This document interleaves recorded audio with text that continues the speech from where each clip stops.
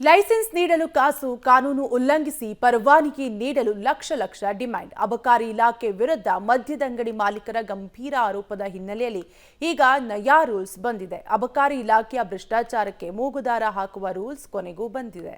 Bar licence ಬ್ರಹ್ಮಾಂಡ ಭ್ರಷ್ಟಾಚಾರಕ್ಕೆ ಮೂಗುದಾರ.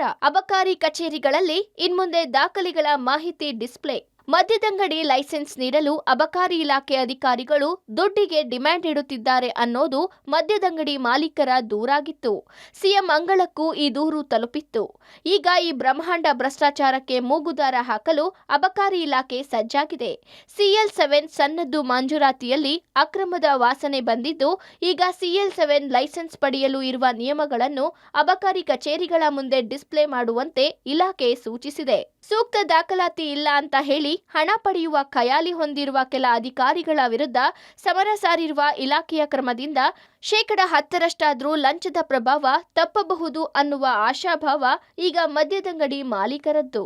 ಒಂದು 50% ಆದರೂ ಕಂಟ್ರೋಲ್ ಆಗ್ತದೆ. ಯಾಕಂತ ಹೇಳಿದ್ರೆ ಕಾನೂನಾತ್ಮಕವಾಗಿ ಇಶ್ಯೂ ಆಗದಿರುವಂಥ ಎಷ್ಟೋ ಸನ್ನದ್ಧಗಳು ಕೂಡ ರಾಜ್ಯದಲ್ಲಿ ಇದ್ದವು. ಸೊ ಇವುಗಳ ಬಗ್ಗೆ ಕಾನೂನು ಕ್ರಮ ಕೈಗೊಳ್ಳಬೇಕಾದ ಅನಿವಾರ್ಯ. ಸೊ ಆದ್ದರಿಂದ ಸರ್ಕಾರ ಈ ಚಿಂತನೆಯನ್ನು ಮಾಡಿ ಬಹುಶಃ ಇನ್ನಷ್ಟು ಕಾನೂನನ್ನು ಸುದೃಢಗೊಳಿಸುವ ನಿಟ್ಟಿನಲ್ಲಿ ಒಂದು ನೋಟಿಫಿಕೇಶನನ್ನು ಕೊಟ್ಟಿರ್ಬೋದು.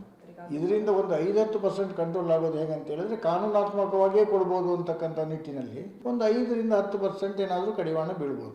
ಅಂದರೆ ಯಾವುದೋ ಯಾವುದೋ ಒಂದು ಅಪ್ಲೈ ಮಾಡಿದ್ರು, ಅಲ್ಲಿ ರೂಲ್ಸ್ ಆ್ಯಂಡ್ ರೆಗ್ಯುಲೇಷನ್ಸ್ ಯಾವುದೂ ಅಬೈಡ್ ಆಗಿಲ್ಲ ಅಂದಾಗ ಅಂಥ ಕಡೆ ಸನ್ನದನ್ನು ಕೊಡೋದು ನಿಲ್ಬೋದು. ಅದು ಬಿಟ್ಟರೆ ಬೇರೆ ಯಾವುದೇ ರೀತಿಯಿಂದ ಎಫೆಕ್ಟ್ ಆಗೋದಿಲ್ಲ. ಅಬಕಾರಿ ಇಲಾಖೆಯಲ್ಲಿ ಕೊಂಚ ಈ ರೀತಿ ಪಾರದರ್ಶಕ ನಿಯಮ ತಂದ್ರೆ ತುಂಬಿ ತುಳುಕುತ್ತಿರುವ ಭ್ರಷ್ಟಾಚಾರಕ್ಕೆ ಕೊಂಚ ಕಡಿವಾಣ ಹಾಕಬಹುದು.